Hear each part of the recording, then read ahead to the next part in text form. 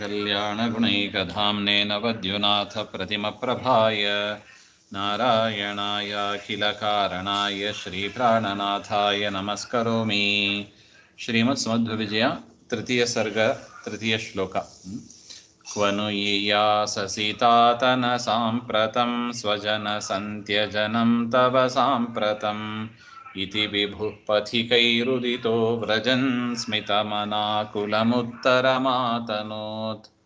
क्व नु यीयाससि तात न साम्प्रतं स्वजनसन्ति अजनं स्वजनसन्त्यजनं ಮುಂದೆ ಪದ स्वजनसन्त्यजनं तव साम्प्रतम् इति विभुः पथिकैः उदितः व्रजन् स्मितम् अनाकुलम् उत्तरम् आतनोत्.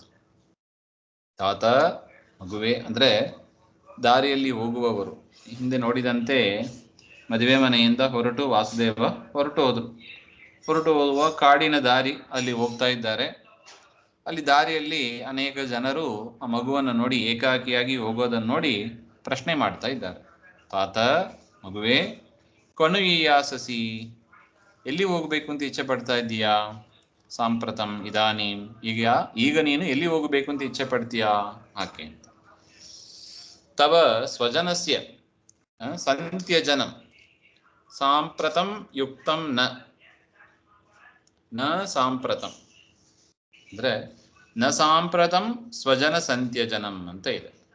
ನಿನ್ನ ಜನರನ್ನು ಬಿಟ್ಟು ಈ ರೀತಿಯಾಗಿ ಏಕಾಕಿಯಾಗಿ ಹೋಗೋದು ಸರಿಯಲ್ಲ ಹಾಗೆ ಅಂತ.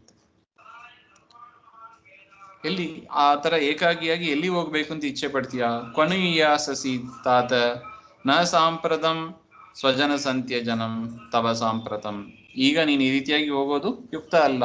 ಇತಿ ಈ ರೀತಿಯಾಗಿ ಅಂತ ಅರ್ಥ. ಪಥಿಭವಾಹ ಪಥಿಕಾಹ ತೈಹಿ ಅಂದ್ರೆ ಪಾಂಥ ಜನೈಹಿ ಇತ್ಯರ್ಥ. ದಾರಿಯಲ್ಲಿ ಇದ್ದ ಜನರು ಅಂತ ಅರ್ಥ.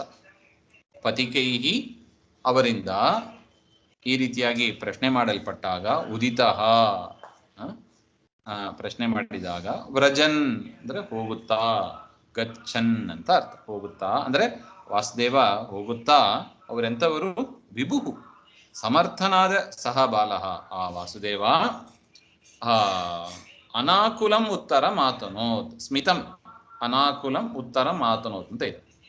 ಸಹ ಬಾಲಃ ಆಕುಲಂ ನ ಭವತಿ ಇತಿ ಅನಾಕುಲಂ ಅಂದ್ರೆ ಸಂಭ್ರಮ ರಹಿತಂ ಇತ್ಯರ್ಥ.